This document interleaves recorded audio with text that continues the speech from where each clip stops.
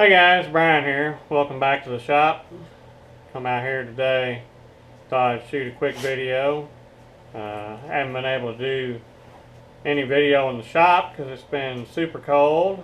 So what work I have done out there, I wanted to get done as fast as I could, and that means no camera filming because that takes time. It seems like I spend almost as much time setting that up as I do doing the job sometimes. So, nothing super interesting, just some boring work and cutting a couple of rings and things. So, just regular common lathe work, nothing fancy. So, what I did decide to do was to show you some new tool acquisitions and show you my organization that I'm working on here. I've got some new bought a cart and some tool trays, cheap trays from Inco. They were on sale for like 14 bucks a piece or something, so nothing I could really make the quality that they are for what they cost. And I think on top of that I got 20% off and free shipping, so it's not worth fooling with my time to make something like this. And I'm happy with the way it turned out. I started with just buying one to make sure everything was going to fit like I wanted to, and then when I saw it fit, I said, well, I'm going to get some more. But then I ended up buying a cart that was a little bit bigger than what I had in mind, and turns out it's a good thing because I'm going to need the more room, and now I'm waiting for a sale again so I can buy some more of these little plastic holders I'll show you, so I can finish getting all this organized and get the rest of the pieces out of the floor. All this stuff that I'm going to show you is tooling that came with my boring mill when I bought it. It's all a bunch of quick change tooling. The boring mill is big Morse tapers, and of course Morse tapers are kind of a pain to change out with driving wedges in, and on a boring mill you've got to drive a wedge in reverse also to hold it in, so then you got to knock the wedge back out to get it back out. So what they had on this machine was a quick change setup that basically uses it kind of makes everything drive like a face mill. A face mill held with a drill chuck, I guess, because it's a quarter turn on, quarter turn off.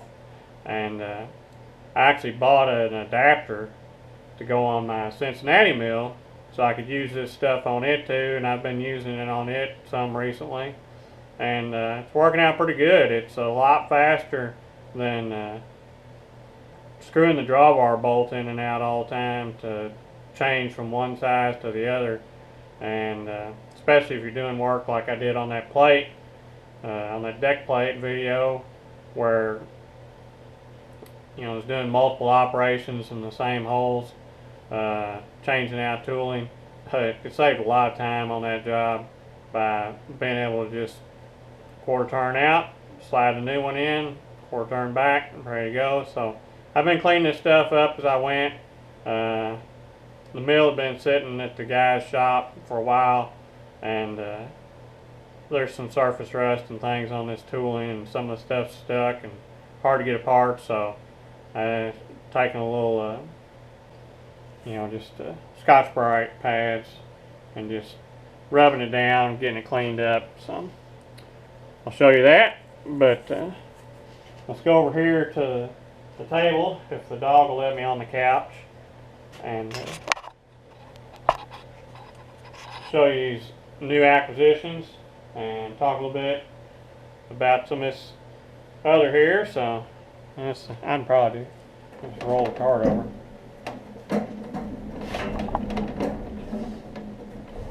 Okay, so I can't see any of this, so I really don't know how I'm doing on my filming, but I guess we'll start with picked up some more hooks. These were on sale at the Big Lots, $1 for a pack, so Got some more hooks to go on my pegboard to get some more stuff put up and organized out in the main shop. So we'll be using those.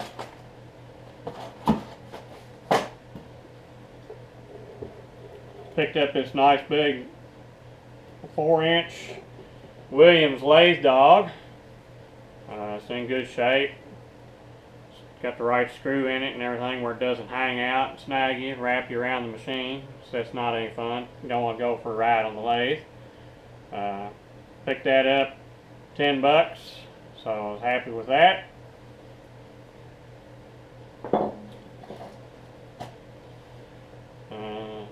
So these are these are what's left of the arbors from the hole saw. This was the first one that came with the hole saw that I ended up cutting all those holes with. Was a Lennox. It twisted right off. Didn't break the drive studs on it where they're made in there. So this was the weak link. Now when I went to using the Starrett one, didn't have any more problems as far as twisting this part off, but I did break a bunch of the pins. So the first time I robbed the pins out of this one to get it back going and sheared them again, so I just went to using 1/4-inch bolts. So there's really nothing wrong with this, besides I don't have the pins for it anymore because I broke them off. So. Anyway,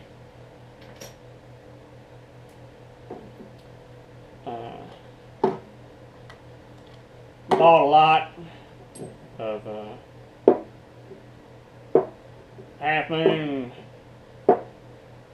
woodruff cutters off eBay, and they're all in pretty good shape. They've got good edges and stuff on them. So I took my little paint marker, wrote on them all so I can look at them quick and tell what they are. I'm going to try and find a case like what Keith Rucker had where I can throw these in there and put them in there by size and get these organized better. Right now I've just got a drawer in my cabinet that I put all these in. So got all these, and in that same auction I ended up with these 1.25 inch, they're actually 2-inch, 1.25 inch shank, fresh ground regular end mills. So I got several of them. So I'll probably keep some of those, and then I know that Jay Kilroy, he likes this 1.25 inch size, so I might try and send him one since he sent me my first viewer appreciation mail. So I'll try and return the favor and pass a couple of these back on to him. Unlikely I'll ever use them all up in my lifetime. I use a lot of insert stuff, so I don't use these super often. But I do like the way they cut. They leave a nice finish. So also, I got this nice Ames 10th indicator. It's got 300 thousandths to travel. So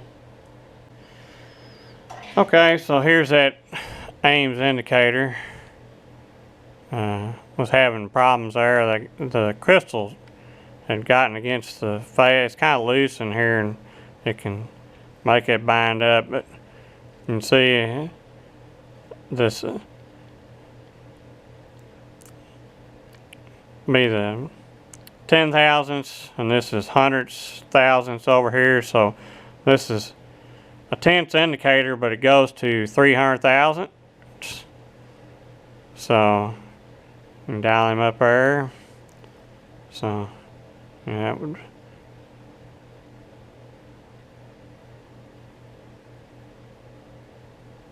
that'd be close to 1/4 inch right there.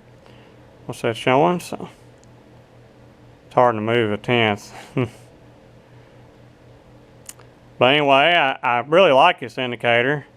It's real smooth. It's a little more accurate than what I need, but I like it doesn't have the stem sticking off the top like my regular indicator does. So here This was that Noga I bought. But this is my most common indicator I use all the time, which is a long travel. It's a 2-inch travel. Let's come around there, 2-inch. And it works fine, but the stem sticking out here is a problem a lot of times on setup work. It gets in the way and things, so I'm actually thinking about putting this tense indicator on here and go to using that. I really don't need that kind of precision for, you know, setting up on the lathe and things. A 1/1000th indicator is plenty good for what I'm doing on that, but I mean, it works so good. I may just go do it anyway because it's a really well made indicator. It's got a heavy lug back on it. The dial and the face is all made a whole lot beefier and better than my MHC here is, which I think this is the same indicator I see Keith Fenner use in a lot of his videos. And it will, like I said, it works fine. I've had it probably 10 years and I haven't had any problems out of it. But anyway, so using the Noga, liking that. It's pretty slick. And picked up this little Alana little indicator,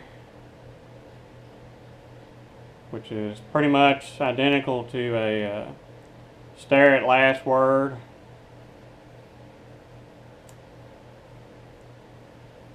It's a half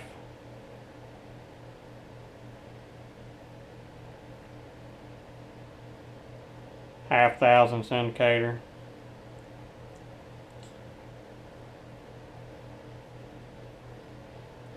And it works well, so.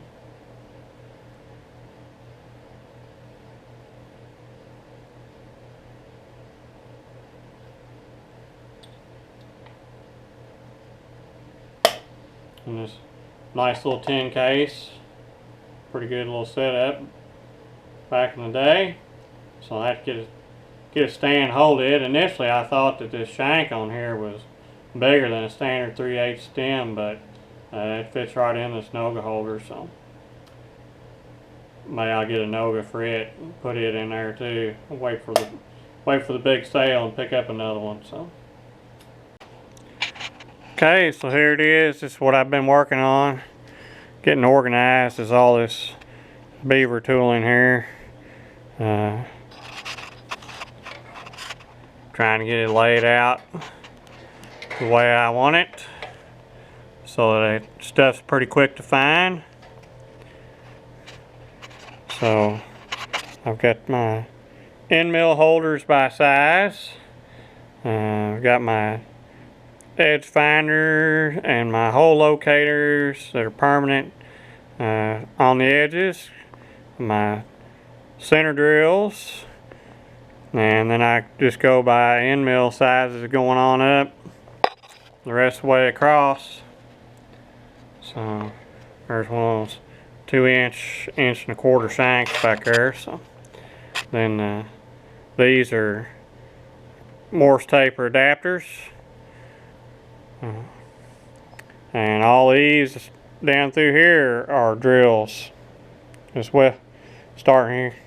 So got my drill section, extended end mill holders, and then down on the bottom, down here on the bottom, I've got my boring heads and the face mills that came with it, and then the boring bars, little bars for just using quarter square stock boring tools.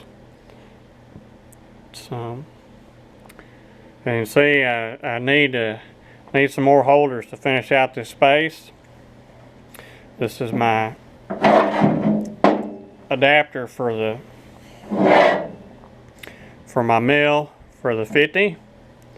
So you can see there's a peg there that indicates down in there and lines up with these grooves, so that when it's installed, these tapered pinholes will line up and it'll be able to pull it down against the face and hold it in there good and tight. And this precision ground on the back side, and that helps to support it and be sure there's no run out in the setup. So get him lined up.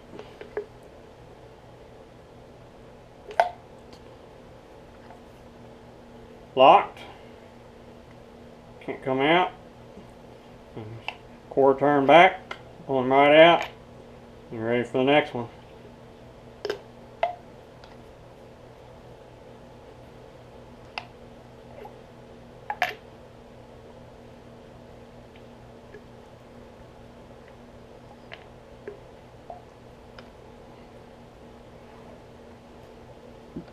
So, pretty slick setup. I think I'm definitely going to like it on the boring mill. Going to make it a lot more useful, not having to beat wedges in and out on the taper all the time. So, had my birthday, I guess it was yesterday, and reached 200 subscribers the same day. So, I was pretty happy about that. So I got 2 more boxes of tooling to go back on this cart. I've got this box here that's got these arbors in it for slitting saws and regular side mill cutters and things like that. So got those, and this is the actual driver for the G&L. This is an extra one. It's got the one on it now that has the lugs in it. And I've got a box of face mills in the semi still, so as soon as I get some more of the plastic trays for the cart, I'll get the rest of this stuff up out of the floor and get it put on there and have it organized, and it'll be ready for when the boring mill's up and going. I'll be able to shuttle this stuff between it and my other mill and be able to use the same tooling on both of them. So pretty happy about that, and always glad to save some time. So thanks for watching, and thanks for subscribing.